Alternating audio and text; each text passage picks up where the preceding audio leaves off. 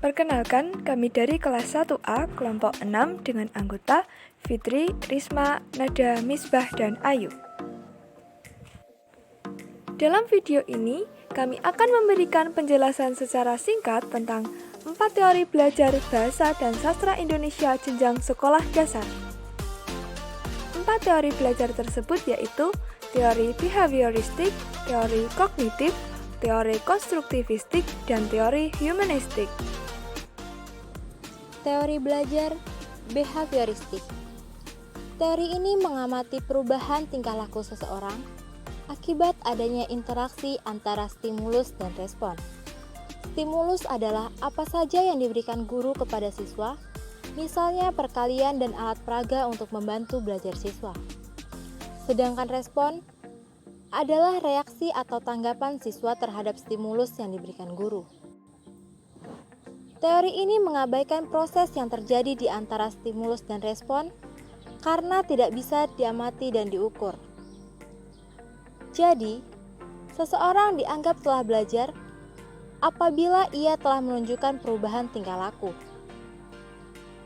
Tokoh-tokoh penting dalam teori behavioristik adalah Thorndike, Watson, Skinner, Hull, dan Guthrie. Pada teori ini, siswa dituntut untuk dapat mengungkapkan kembali pengetahuan yang dipelajari. Contoh belajar teori behavioristik yang pertama, seorang anak sebelum tidur dibiasakan untuk dibacakan dongeng, sehingga secara tidak langsung ia akan mengingat dongeng tersebut dan ia tidak akan bisa tidur apabila tidak dibacakan dongeng. Teori kognitif. Teori kognitif yaitu teori yang menekankan pada perhatian terhadap tahapan perkembangan anak. Teori belajar kognitif lebih mementingkan proses belajar daripada hasil belajarnya. Penerapan teori kognitif yaitu melalui pembelajaran mandiri dan diskusi kelompok. Teori belajar kognitif dikemukakan oleh yang pertama ada Jane Piaget, kedua yaitu teori belajar menurut Jerome Bruner, yang ketiga yaitu teori belajar bermakna dari David Ausubel. Teori konstruktivistik. Teori ini memberikan keaktifan terhadap siswa untuk belajar mengembangkan dirinya sendiri, memberi kesempatan kepada siswa untuk mengemukakan gagasannya dengan bahasa sendiri, dan berpikir secara mandiri tentang pengalamannya sehingga siswa menjadi lebih kreatif dan imajinatif. Beberapa karakteristik dari teori ini adalah 1. Memberikan kesempatan siswa untuk mengembangkan idenya. 2. Menempatkan siswa sebagai kekuatan.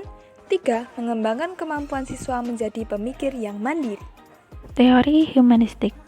Teori ini berpendapat bahwa teori belajar apapun dapat dimanfaatkan, asal tujuannya untuk memanusiakan manusia, yaitu mencapai aktualisasi diri, pemahaman diri, serta realisasi diri orang yang belajar secara optimal. Proses belajar dianggap berhasil jika siswa telah memahami lingkungannya dan dirinya sendiri. Aplikasi teori humanistik dalam kegiatan pembelajaran cenderung mendorong siswa untuk berpikir induktif. Teori ini juga amat mementingkan faktor pengalaman dan keterlibatan siswa secara aktif dalam belajar. Kesimpulannya adalah semua teori tersebut masih bisa digunakan dalam pembelajaran berbahasa di Indonesia.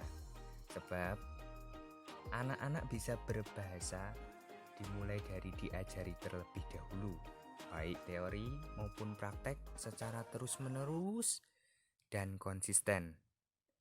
Namun, yang tidak kalah penting adalah seorang pendidik harus mampu mengatur pergaulan anak didiknya agar yang belum bisa berbahasa menjadi bisa, agar yang sudah bisa berbahasa menjadi lebih bisa.